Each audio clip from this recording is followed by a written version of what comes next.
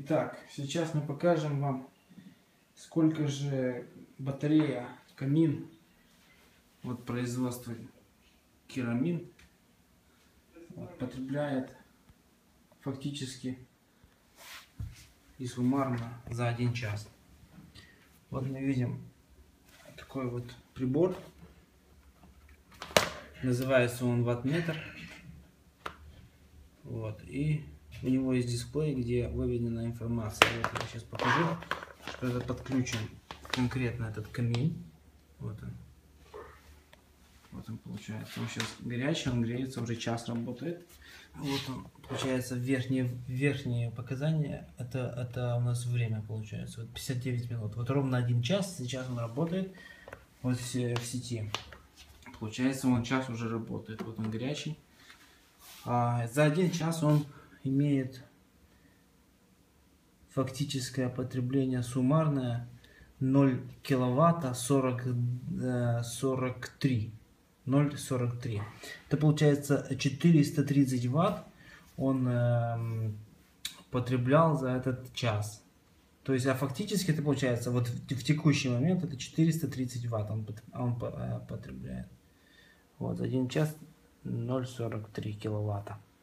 0,43 киловатта еще чуть-чуть и дотянет до полкиловатта. Вот. Это есть фактическое потребление.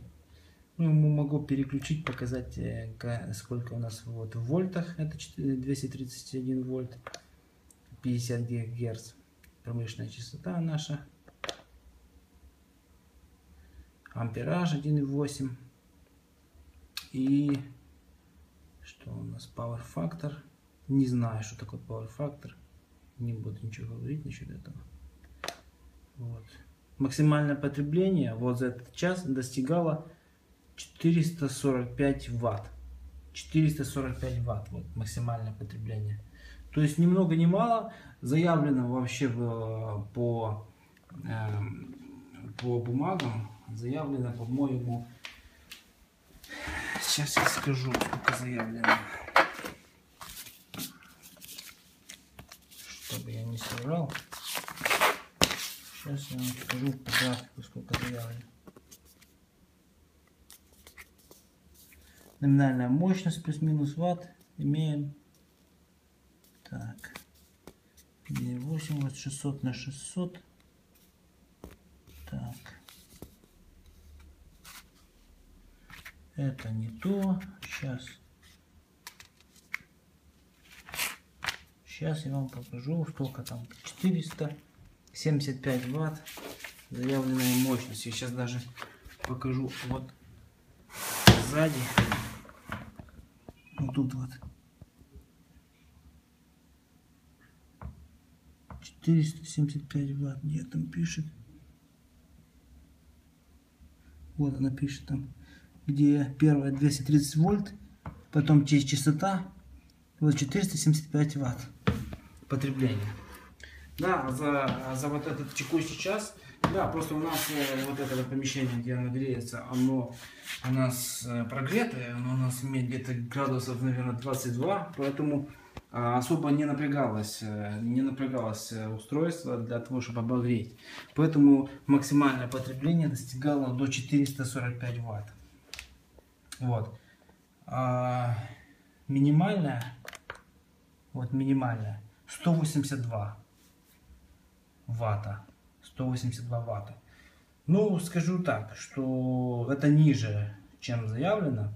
Но если будет помещение, скажем так, плохо прогретое, и постоянно будет температура, скажем так, где-то на улице минусовая, и помещение плохо будет утеплено, то оно может потреблять до заявленной стоимости, до заявленных показателей, то есть 475 ватт потребление может достигать. И вот так вот мы имеем сейчас фактическое потребление 425 ватт. Чтобы люди, которые хотели себе сделать, скажем так, калькуляцию, посчитать, сколько же потребляет такое устройство, вот вам, пожалуйста, показатели. Вот за час и 4 минуты 0,45 киловатта. То есть, если мы говорим, что у нас около 2 лей, получается, стоит 1 киловатт, то мы, получается, сейчас даже еще одного оленя за 1 час не сожгли. Вот такие вот у нас, скажем так, итоги. Если взять в целом, сравнить даже вот с таким вот, я специально приготовил вот такой вот аппарат под названием Saturn. 17 квадратных метров он, если вы видите, да? 17 квадратных метров максимум. 1500 ватт. Да? Вот. Мы имеем его технические характеристики, чтобы вы видели. Я на минуточку сейчас отключу камин, радиатор наш керамический, и включу сейчас. Так, секунду. И включу сейчас данный аппарат, и просто мы увидим,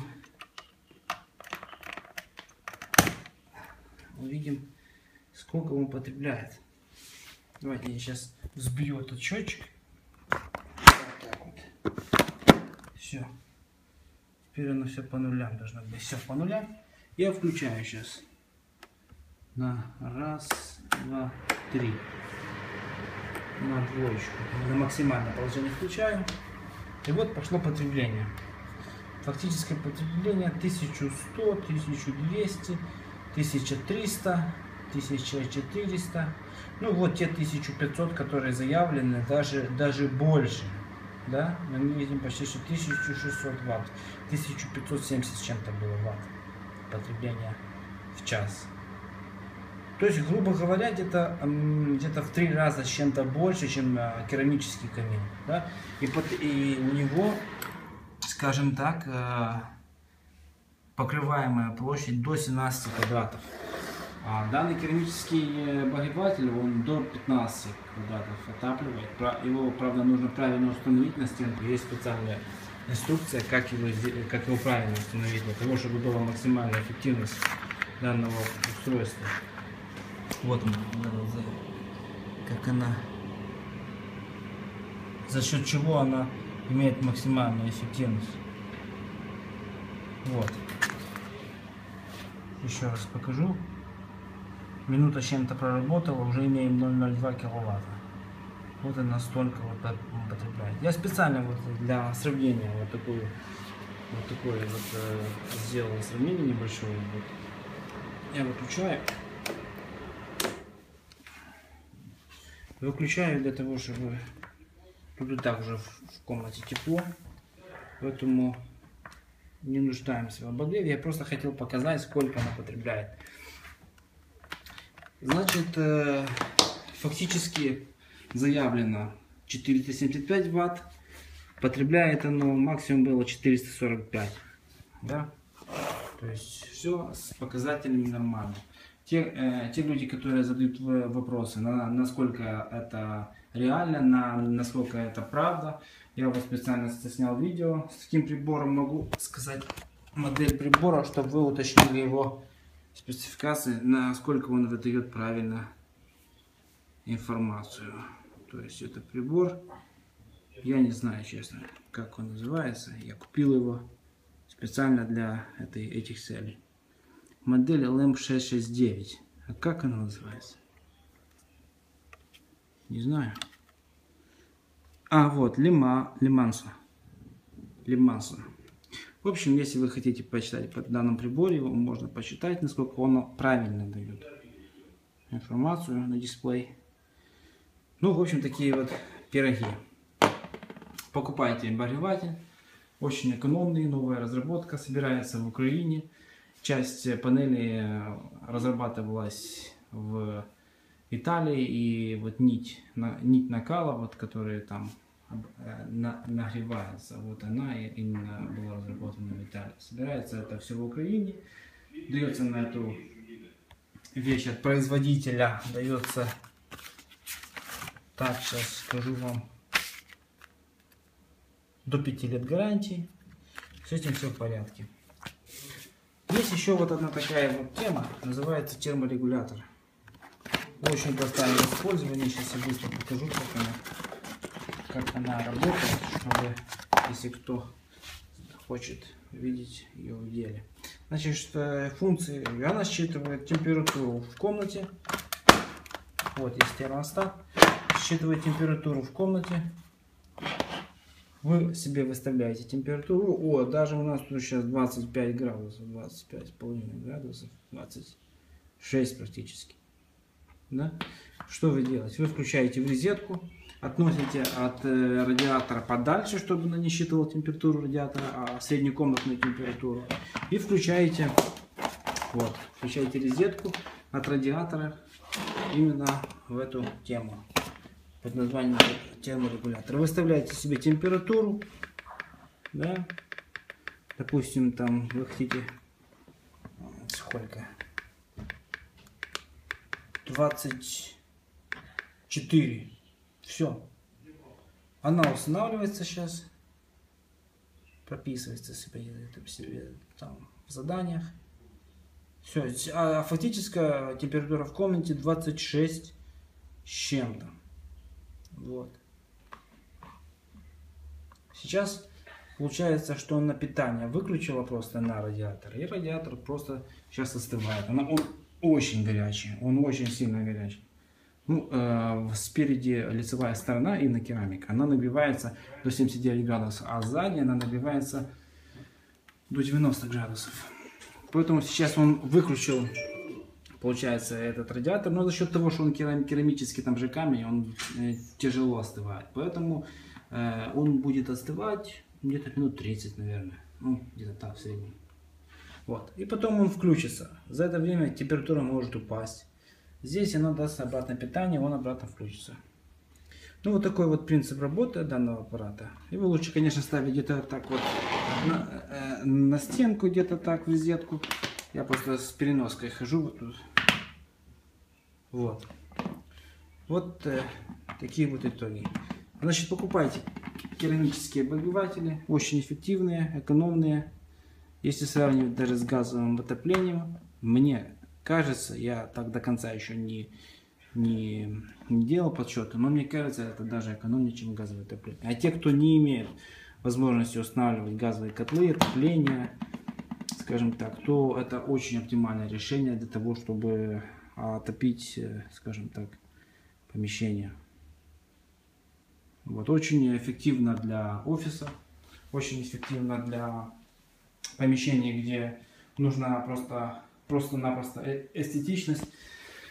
Это я вам даже покажу. Вот такая вот тема. 1500 Вт потребляет, из себя ничего не представляет. Да, она греет, она обогревает 15 до 17 квадратов, но она жрет 1500 Вт. Вот эта вот тема вот красивая. Она получается глянцевая. Есть черная, белая, есть бежевый вариант. Черная, конечно, смотрится, мне кажется, солиднее, чем белая. Устанавливается на стену, и она просто